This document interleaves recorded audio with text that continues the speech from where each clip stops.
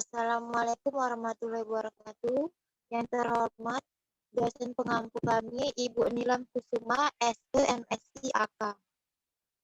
Baiklah, kami dari kelompok 9 akan mempresentasikan akuntansi atas biaya dan rekonsiliasi fiskal.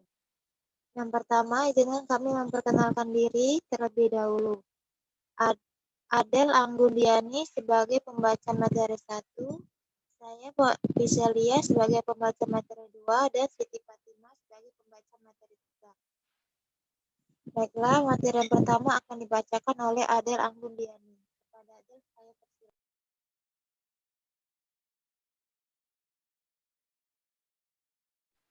Yang pertama ada akuntansi pajak. Biaya menurut Undang-Undang Perpajakan. Pada saat pengukuran biaya dalam ketentuan perpajakan pada umumnya disesuaikan dengan cara mencatat yang dipakai dalam pembukuan perusahaan, apakah metode kas method atau metode accrual method. Apabila menggunakan metode kas, maka biaya diakui pada saat pembayaran, sedangkan bagi perusahaan yang menggunakan metode accrual, maka biaya diakui pada saat terutangnya tanpa memperhatikan pembayaran.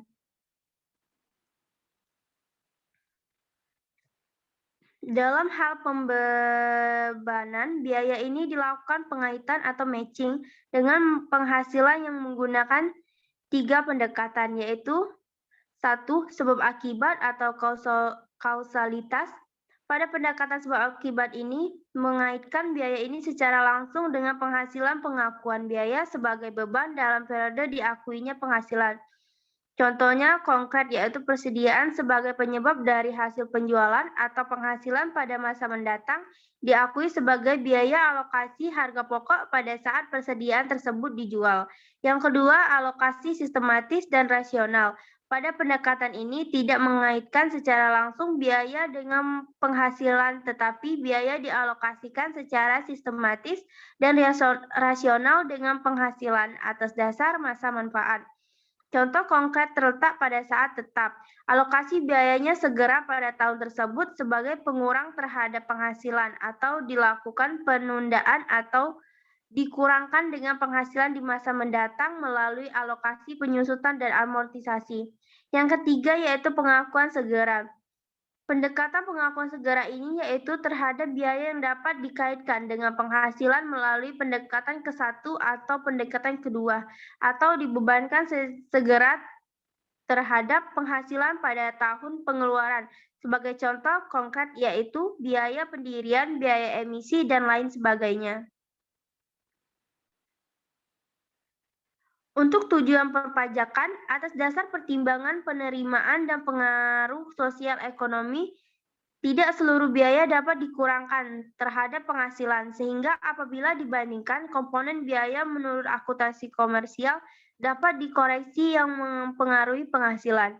Beban-beban yang dapat dikurangkan dari penghasilan bruto bagi wajib pajak dalam negeri dan bentuk usaha tetap dibagi dalam 2 golongan, yaitu sebagai berikut. Yang pertama, beban atau biaya yang mempunyai masa manfaat tidak lebih dari 1 tahun.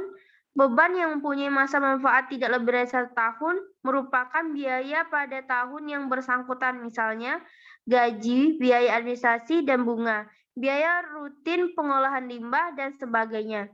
Yang kedua, beban atau biaya yang mempunyai masa manfaat lebih dari 1 tahun. Pengeluaran yang mempunyai masa manfaat lebih dari 1 tahun, pembebanannya dilakukan melalui penyusutan atau melalui amortisasi. Kemudian, pengeluaran-pengeluaran yang dilakukan oleh wajib pajak dapat pula dibedakan sebagai berikut. Yang pertama, pengeluaran yang dapat dibebankan sebagai biaya atau deductible expense. Pengeluaran yang dapat dibebankan sebagai biaya adalah pengeluaran yang mempunyai hubungan langsung dengan usaha atau kegiatan untuk mendapatkan, menagih, dan memelihara penghasilan yang merupakan objek pajak yang pembebanannya dapat dilakukan dalam satu pengeluaran atau selama masa manfaat dari pengeluaran tersebut. Yang kedua yaitu pengeluaran yang tidak dapat dibebankan sebagai biaya atau non-deductible expense.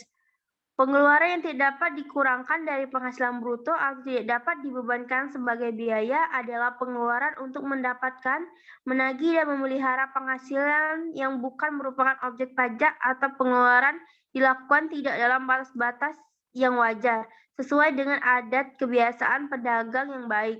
Oleh karena itu, pengeluaran yang melampaui batas kewajaran dipengaruhi oleh hubungan istimewa, maka pengeluaran tersebut tidak boleh dikurangkan dari penghasilan bruto. Pasal 6 Undang-Undang Pajak Penghasilan menyatakan bahwa untuk menghitung besarnya penghasilan kena pajak bagi wajib pajak dalam negeri dan bentuk usaha tetap ditentukan berdasarkan penghasilan bruto dikurangi. Yang pertama, biaya untuk mendapatkan, menagih, dan memelihara penghasilan termasuk biaya pembelian bahan, biaya yang berkenan dengan pekerjaan atau jasa termasuk upah, gaji, honorium, bonus, gratifikasi, dan tunjangan yang diberikan dalam bentuk uang, bunga, sewa, royalti, biaya perjalanan, biaya pengolahan limbah, premi asuransi, biaya promosi, dan penjualan yang diatur dengan atau berdasarkan peraturan Menteri Keuangan, biaya administrasi dan pajak kecuali pajak penghasilan.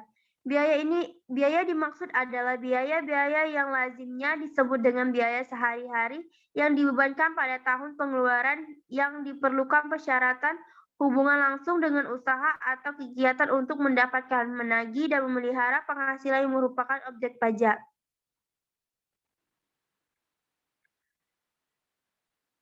Sebagai contoh, bunga atas pinjaman yang digunakan untuk membeli saham atau mengakuisisi saham pendiri tidak dapat dibebankan sebagai biaya dengan syarat dividen yang diterima bukan objek pajak, kecuali atas pinjaman tersebut digunakan untuk melakukan penyertaan perusahaan yang baru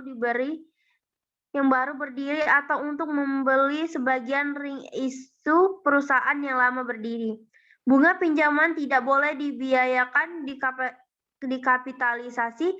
Khusus untuk biaya promosi harus memperhatikan atau membedakan hakikat yang benar-benar untuk promosi dengan sumbangan. Biaya promosi dan penjualan yang diperkenankan sebagai pengurangan penghasilan bruto diatur dengan atau berdasarkan peraturan Menteri Keuangan. Pengeluaran untuk mendapatkan, menagih, dan memelihara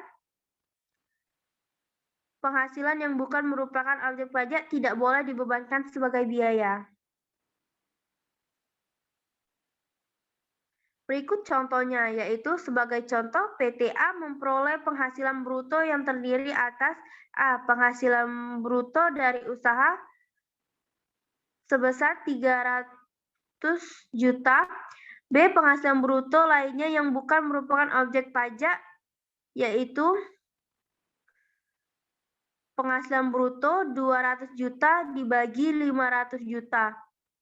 Bila diketahui biaya-biaya yang dibebankan sebesar 250 juta, maka biaya untuk mendapatkan, menagih, dan memelihara penghasilan dapat dihitung 3 dibagi 5 dikali 250 juta sama dengan 150 juta.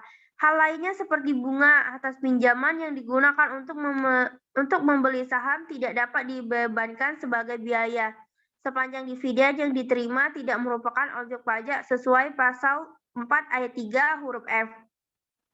Bunga pinjaman yang tidak boleh dibiayakan tersebut akan dikapitalisasi sebagai penambahan harga perolehan saham. 2. Menyusun atas pengeluaran untuk memperoleh aset berwujud dan amortisasi atas pengeluaran untuk memperoleh hak atas biaya lain yang mempunyai masa manfaat lebih dari 1 tahun.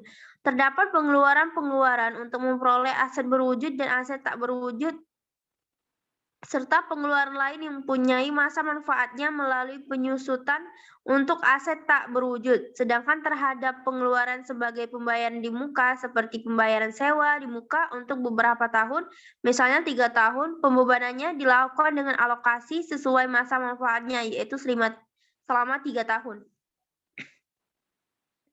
Yang ketiga, iuran kepada dana pensiun telah dibatasi, yaitu yang pendiriannya telah disahkan oleh Menteri Keuangan. Oleh karena itu, terdapat iuran dan dana pensiun yang pembayarannya kepada dana pensiun, di mana pendiriannya tidak atau belum disahkan oleh Menteri Keuangan tidak diperkenankan untuk membebankan sebagai biaya.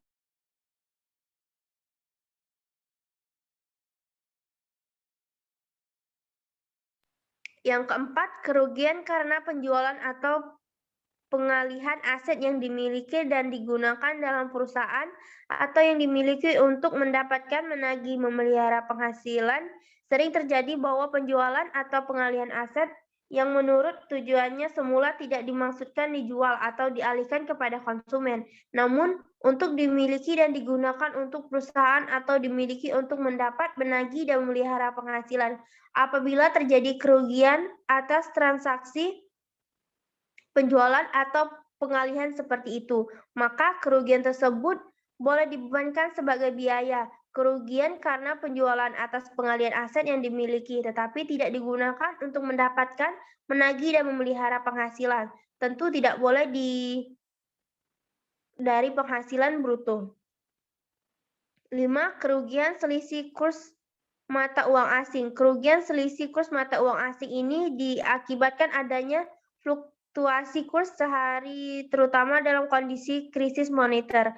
Pembebanan selisih kurs dilakukan berdasarkan sistem pembukuan, terutama dalam pembukuan perusahaan yang dianut dengan syarat taat asas atau konsisten sesuai dengan standar akuntansi keuangan yang berlaku di Indonesia. Kemungkinan dalam melakukan pembukuan, wajib pajak mendasarkan pada kurs tersebut.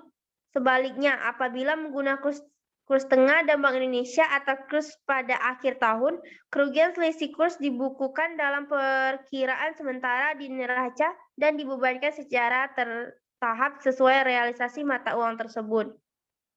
Baiklah, selanjutnya akan dibacakan oleh Pisel. Yang keenam, biaya penelitian dan pengembangan perusahaan yang dilakukan di Indonesia.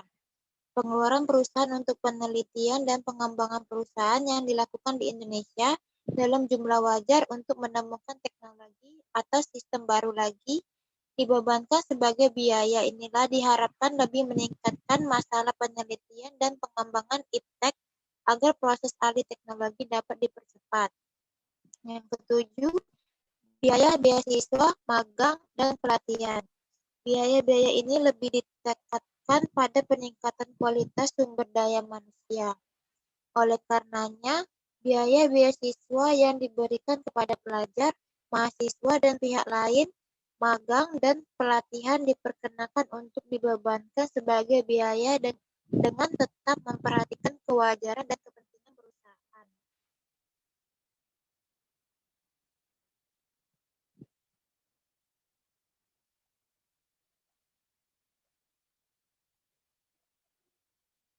Yang kedelapan, piutang yang nyata-nyata tidak ditagih dengan syarat. Yang pertama, telah dibebankan sebagai biaya dalam laporan laba rugi komersial.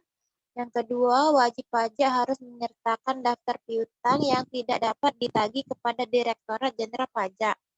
Yang ketiga, telah diserahkan perkara pengalihannya kepada pengadilan negeri atau instansi pemerintah yang menangani piutang negara atau adanya penagihan tertulis mengenai penghapusan piutang atau pembebasan utang antara kreditur dan debitur yang bersangkutan, atau telah dipublikasikan dalam penerbitan umum dan khusus, atau adanya pengakuan dari debitur bahwa utangnya telah dihapuskan untuk jumlah tertentu. Yang keempat, sebagai syarat dimaksudkan pada huruf C, tidak berlaku untuk penghapusan piutang tak tertagih debitur kecil sebagaimana dimaksudkan dalam pasal 4 ayat 1 huruf K Undang-Undang Pajak Penghasilan yang pelaksanaannya diatur lebih lanjut dengan atau berdasarkan peraturan Menteri Keuangan.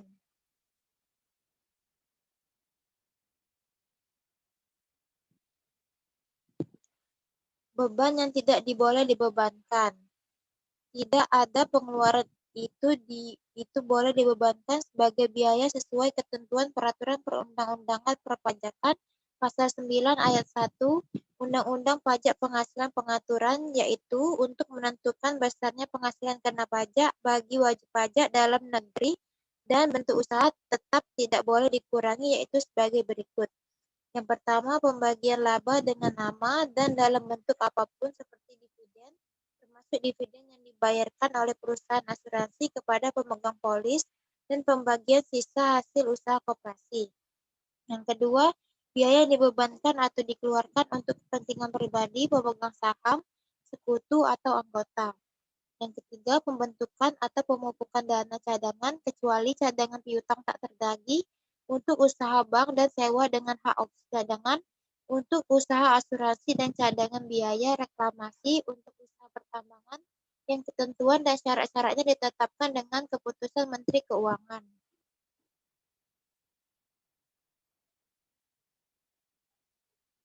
Yang keempat, premi asuransi kesehatan, asuransi kecelakaan, asuransi jiwa, asuransi dwiguna, dan asuransi beasiswa yang dibayar oleh wajib pajak orang pribadi kecuali jika dibayar oleh pemberi kerja dan premi tersebut dihitung sebagai penghasil bagi wajib pajak yang bersangkutan.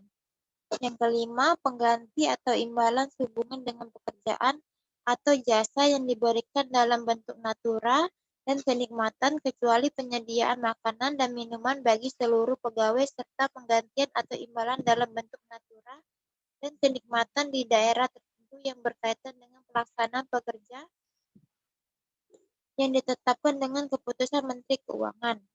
Yang keempat, jumlah yang melebihi kewajaran yang dibayarkan kepada pemegang saham atau kepada pihak yang mempunyai hubungan istimewa sebagai imbalan sehubungan dengan pekerjaan dan dilakukan.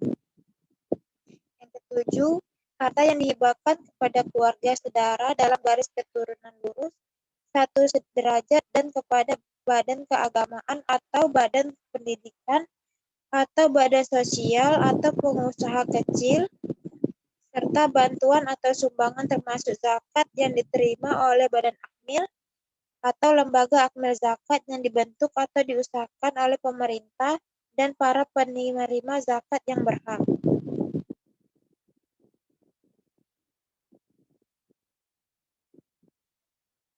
Yang kedelapan, pajak penghasilan.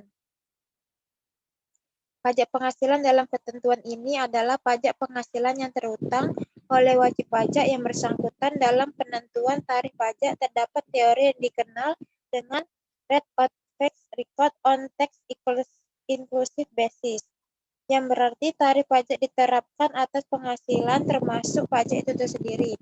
Teori ini dianut oleh Undang-Undang Pajak Penghasilan sehingga apabila penghasilan badan 50 juta rupiah dianggap belum dikurangi pajak. Dengan kata lain, pajak penghasilan merupakan bagian dari penghasilan tersebut. Dalam bentuk praktek akuntansi komersial, pajak penghasilan tidak dianggap sebagai biaya. Dengan demikian tidak mengurangi penghasilan kena pajak. Yang ke-9, biaya yang dibebankan atau dikeluarkan untuk kepentingan pribadi, wajib pajak atau orang yang menjadi tanggungan. Dalam praktik akuntansi komersial, dikenal bahwa perlu dibedakan antara pengeluaran untuk memperoleh penghasilan atau bisnis expenditure dengan pengeluaran yang dapat dikategorikan sebagai bisnis expenditure yang diperkenakan untuk dibebankan sebagai biaya. Yang ke-10, gaji yang dibayarkan kepada anggota persekutuan, firma, atau perseroan komunitar yang modalnya tidak terbagi atas saham. Yang ke-11, sanksi administrasi berupa bunga, denda, kenaikan, dan serta sanksi pidana.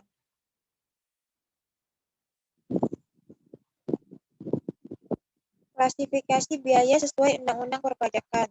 Klasifikasi untuk menetapkan biaya yang diperlukan untuk dibebankan dan biaya yang tidak diperkenakan untuk dibebankan sebagaimana telah diatur dalam pasal 6 ayat 9 Undang-Undang Perpajakan. Yang telah dijelaskan umumnya diikuti pada dengan aturan pelaksanaan bentuk peraturan pemerintah, peraturan Menteri Keuangan, atau peraturan Direktorat Jenderal Pajak. Yang pertama ada biaya program jam sostek. Dalam program jam sostek berkaitan dengan pembayaran premi atau iuran. Ada jaminan kecelakaan kerja, jaminan kematian. Misalnya premi yang dibayarkan oleh perusahaan dapat dibebankan bagi karyawan sebagai penghasilan sehingga sebagai objek PPh pasal 21. Sedangkan karyawan atau keluarga penerima pengganti pengobatan santunan yang diterima keluarga bukan objek PPh pasal 21. Yang ketiga, jaminan hari tua atau JHT. Besarnya premi yang dibayarkan perusahaan dapat dibebankan sebagai biaya atau pengurangan penghasilan bruto bagi karyawan bukan merupakan objek PPh pasal 21. Karyawan yang menerima pesangon merupakan penghasilan objek PPh pasal 21 yang penanganannya bersifat final.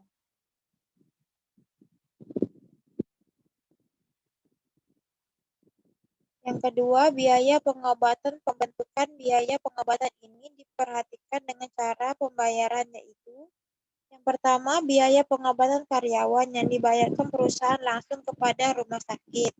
Apotek pembayaran tersebut sebagai pemberian kenikmatan sehingga tidak boleh dibayarkan dan bukan objek pajak PPh 21. Yang kedua, ada biaya penggantian pengobatan, pemberian tunjangan pengobatan, uang pengobatan sebagai biaya yang dapat dikurangi terhadap penghasilan bruto dan objek PPh pasal 21. Yang ketiga, ada biaya rekreasi dan olahraga. Yang keempat, ada biaya perumahan. Biaya perumahan atau sewa tidak diperkenakan untuk dibebankan tetapi dikecualikan apabila karyawan yang bersangkutan diberikan tunjangan sewa rumah. Yang kelima, ada biaya kendaraan dinas.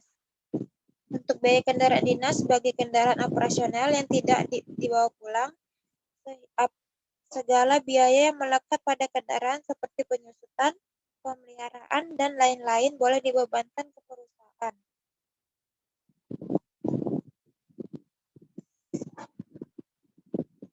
Yang keenam, ada telepon seluler karyawan mengikuti yang diberlakukan mulai 18 April 2022 terhadap telepon seluler yang dimiliki dan digunakan perusahaan pegawai tertentu karena jabatan atau pekerjaannya. Yang ketujuh, sesuai dengan pasal 3 Peraturan Perundangan Nomor 138 Tahun 2000, yaitu pajak masukan yang tidak dapat dikreditkan berdasarkan pasal 9 ayat 8 Undang-Undang PPN atau PPNBM dapat dikurangi dan penghasilan bruto, yang kecuali pajak masukan sesuai pasal 9 ayat 8 huruf F dan huruf G Undang-Undang PPN dan PPNBM sepanjang tidak dapat dibuktikan bahwa pajak masukan tersebut benar-benar telah dibayar. Yang kedua, pajak masukan dikenakan dengan pengeluaran yang tidak dikurangi dalam menentukan besarnya penghasilan kena pajak sesuai dengan pasal 9 ayat 1 Undang-Undang Perpajakan. Yang kedelapan, pajak masukan. Peraturan Perundangan Nomor 138 Tahun 2000 diperkenakan sebagai pengurangan dengan penghasilan bruto sebagaimana dimaksudkan dalam pasal 9 ayat 1 sehubungan dengan pengeluaran untuk memperoleh aset berwujud serta biaya lainnya yang mempunyai masa manfaat lebih dari 1 tahun sesuai pasal 11 dan pasal 11A Undang-Undang Pajak Penghasilan, yang terlebih dahulu harus dikapitulasi dengan pengeluaran tersebut dan dibebankan melalui penyusutan atau amortisasi.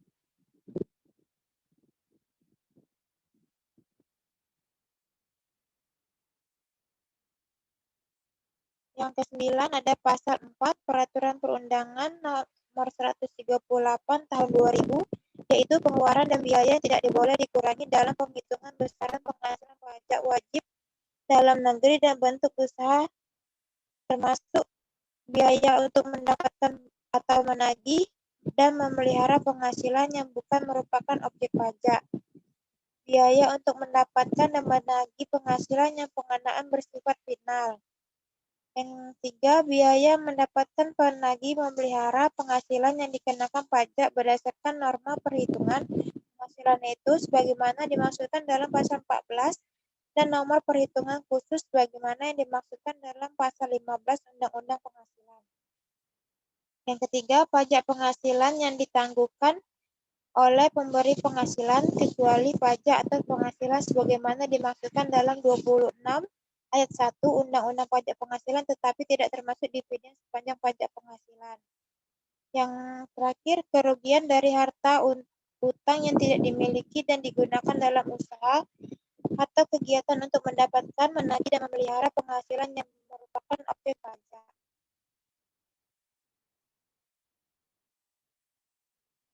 Yang ke-10 ada pemberian natura atau kenikmatan yang berkaitan dengan pelaksanaan pekerjaan dapat dibebankan dan bukan merupakan objek PPh 21 sesuai dengan keputusan Menteri Keuangan. 1. Tempat tinggal termasuk perumahan bagi pegawai dan keluarga. Sepanjang di alokasi kerja tidak ada tempat tinggal yang dapat disewa. Yang kedua, pelayanan kesehatan. Sepanjang di alokasi kerja tersebut tidak ada sarana kesehatan.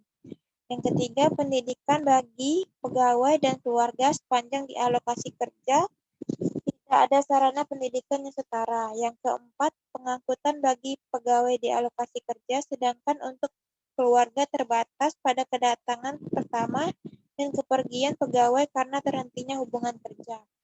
Yang kelima, olahraga bagi pegawai dan keluarga tidak termasuk bowling, golf, atau pacuan kuda sepanjang tidak tersedia sarana dimaksud.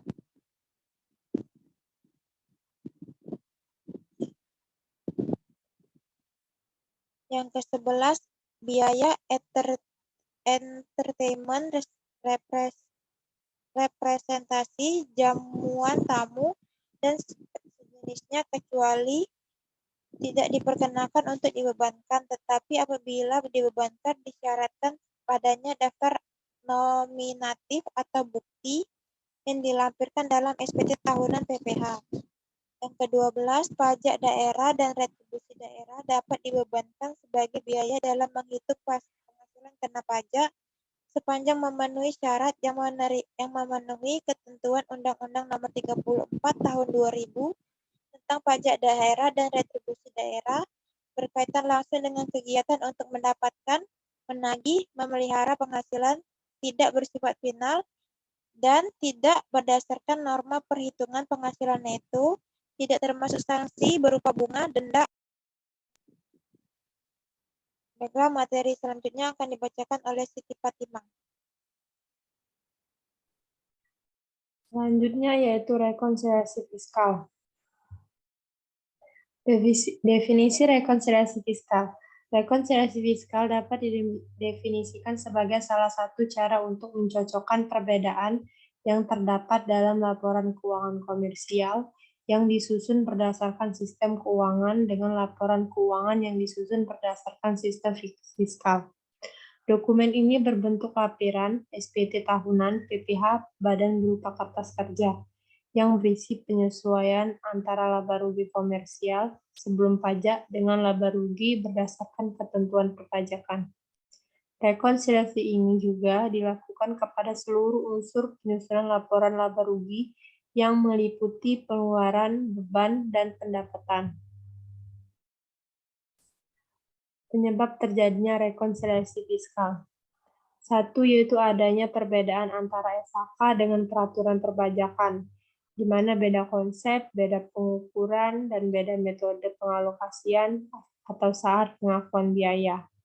Ada juga perbedaan antara SHK dengan peraturan perpajakan, yang mana beda konsep, beda pengukuran, dan beda metode pengalokasian atau saat pengakuan biaya. 2. Yaitu adanya penghasilan tertentu yang bukan merupakan objek pajak atau telah dikenakan PPh bersifat final. 3. Adanya kompensasi kerugian fiskal. 4. Adanya harga yang tidak wajar karena hubungan istimewa. Berikut 2 jenis rekonsiliasi fiskal, yaitu ada beda tetap dan beda waktu. Beda tetap yaitu rekonsiliasi berbeda tetap disebabkan oleh adanya transaksi yang dilakukan oleh wajib pajak berdasarkan penghasilan atau biaya yang sesuai dengan standar akuntansi keuangan. Rekonsiliasi beda tetap ini merupakan perbedaan antara laba kena pajak dan laba akuntansi sebelum pajak. yang timbul akibat transaksi yang menurut Undang-Undang Perpajakan tidak akan terhapus dengan sendirinya pada periode lain. 2. Ada beda waktu. Beda waktu ini yaitu rekonsiliasi fiskal yang terjadi karena adanya perbedaan waktu yang mana sistem akuntansi dengan sistem perpajakan. Jadi dalam hal ini transaksi menurut akuntansi komersial dan pajak sama, yang membedakan yaitu waktu alokasi biaya.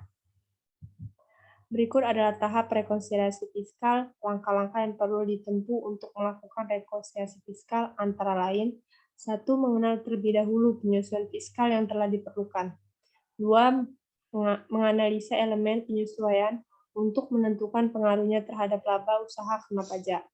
3. Mengoreksi fiskal dengan memantau angka koreksi fiskal negatif dan positif. 4. Menyusun laporan keuangan secara fiskal sebagai lampiran SPT tahunan pada pajak penghasilan. Dalam rekonsiliasi fiskal memiliki dua koreksi, yaitu koreksi negatif dan koreksi positif. Koreksi fiskal negatif merupakan koreksi fiskal yang mengakibatkan laba fiskal berkurang atau rugi fiskal bertambah, sehingga laba fiskal lebih kecil daripada laba komersial atau rugi fiskal lebih besar dari rugi komersial. Koreksi negatif biasanya disebabkan oleh beberapa hal, seperti adanya selisih komersial di bawah penyusutan fiskal, adanya penghasilan yang dikenakan PPh, dan penghasilan yang tidak termasuk objek pajak, namun termasuk adanya peredaran usaha, dan penyusutan fiskal negatif lainnya. Sedangkan koreksi fiskal positif, yaitu merupakan koreksi yang mengakibatkan laba fiskal bertambah atau rugi fiskal berkurang, sehingga laba fiskal lebih besar daripada laba komersial atau rugi fiskal juga lebih kecil dari rugi komersial. Koreksi fiskal positif biasanya disebabkan oleh beberapa faktor, seperti biaya yang disebabkan untuk kepentingan pribadi pajak, pengganti atau imbalan sehubungan dengan kerja atau jasa, dana cadangan, jumlah melebihi kewajaran yang dibayarkan kepada pihak yang mempunyai hubungan istimewa sehubungan dengan pekerjaan yang dilakukan, pajak penghasilan, harta yang dihibahkan, gaji yang dibayarkan kepada pemilik, saksi administrasi, selisih penyusutan atau amortisasi komersial, biaya untuk mendapatkan, menagih, dan memelihara penghasilan yang dikenakan PPh final. Yang terakhir, penyesuaian fiskal positif yang lain yang tidak berasal dari hal-hal yang telah disebutkan. Berikut ini adalah contoh kasus di mana PT Abadi Jaya Sentosa atau AJS bergerak dalam bidang perdagangan kain tenun. PT AJS ini merupakan wajib pajak badan berdomisili di Jepara, Jawa Tengah. Informasi dan data laporan keuangan komersial PT AJS ini pada tahun 2019 adalah sebagai berikut, yaitu penjualan termasuk penjualan kepada instansi pemerintah sebesar 200.000, harga termasuk PPN yaitu 1.250.000. Tersedia 1 Januari 2019 yaitu 200.000. Pembelian yaitu 1 juta, persediaan tanggal 31 Desember 2019 yaitu 720.000. Beban operasional yaitu ada gaji sebesar 55.000, tunjangan transportasi karyawan yaitu 45.000, beban makan kantor yaitu 6.000, beban pengobatan ditanggung perusahaan yaitu 20.000, beban training karyawan yaitu 15.000, beban seragam sapam yaitu 12.000, beban saksi administrasi pajak yaitu 10.000, beban bunga pinjaman yaitu 7.000, cadangan penghapusan piutang yaitu 5.000, beban jamuan tamu tanpa daftar nomitatif yaitu 10.000, beban listrik dan telepon kantor yaitu 24.000, PBB dan bea matra yaitu 3.000, penyusutan aset tetap yaitu 40.000, premi asuransi kebakaran pabrik yaitu 10.000, bantuan untuk panitia HUT RI yaitu 5.000, sumbangan ke panti asuhan Amelia yaitu 8.000, pendapatan lain-lain meliputi sewa kendaraan box pada FA Sejahtera telah dipotong PPh yaitu sebesar 9.800, keuntungan selisih kurs yaitu 5.000, penerimaan kembalian PBB yang telah dibebankan yaitu 5.000, Jasa giro bank semesta sebelum dipotong PPh yaitu 2.000, penghasilan bunga deposito sebelum dipotong PPh yaitu 1.000, laba neto penjualan dari Malaysia sebelum dipotong pajak penghasilan negara sumber sebesar 20% yaitu 200.000. Keterangan tambahan yaitu ada jenis aset yaitu bangunan permanen pada 6 Juli 2016. Membeli harga 400.000. Jenis aset kedua yaitu dikelompokkan pada 1 yaitu tahun beli 10 Desember 2017 dengan harga 60.000. Penyusutan fiskal menggunakan metode garis lurus. Persediaan akhir dinilai dengan metode LIFO, sedangkan apabila nilai dengan metode LIFO sebesar 700 juta, membayar PPh pasal 22 sebesar 1,5% dikali 200 juta sama dengan 3 juta, PPh pasal 23 sebesar 2% dikali 10 juta sama dengan 200.000, membayar PPh pasal 25 sebesar 12 bulan untuk setiap masa perpajakan 5 juta selama tahun 2019. Pertanyaannya yaitu buatlah rekonsiliasi fiskal untuk PT AJS sehingga diketahui penghasilan kena pajaknya. 2. Hitunglah PPh pasal 29 untuk tahun pajak 2019.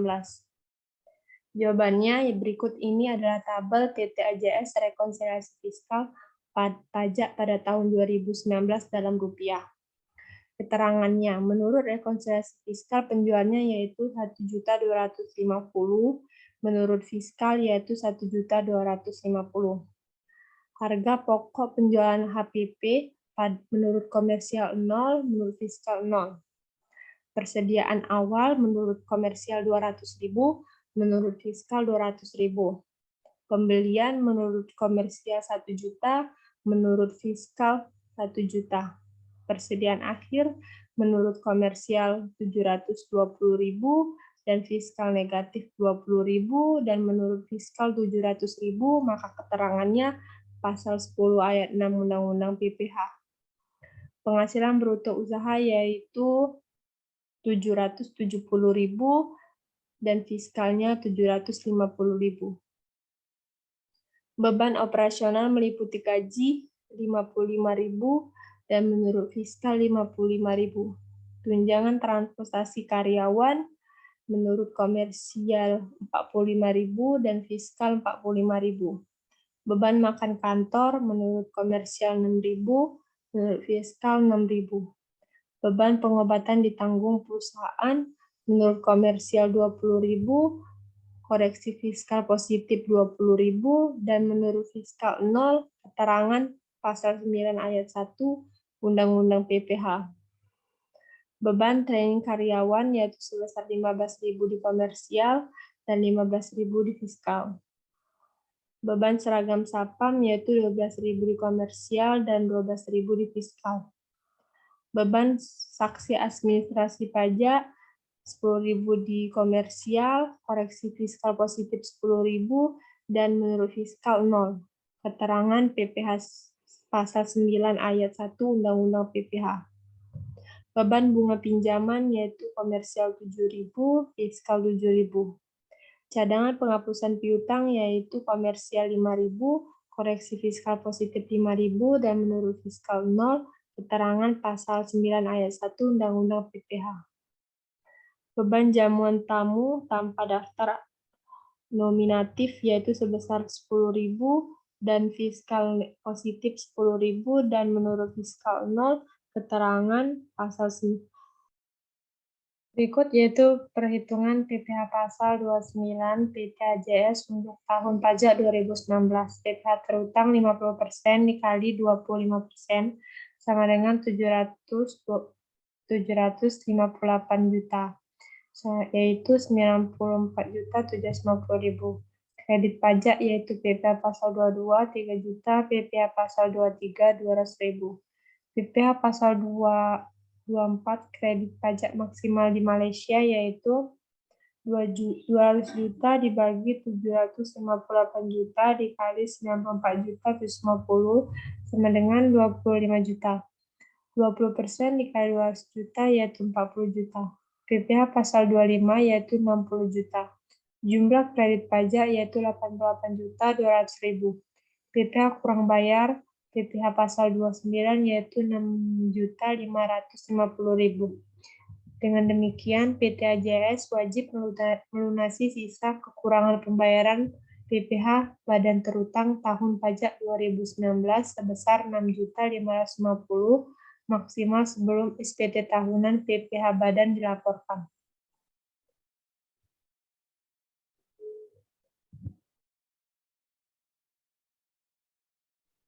Baiklah, demikian presentasi dari kelompok kami. Kami akhiri. Wassalamualaikum warahmatullahi wabarakatuh.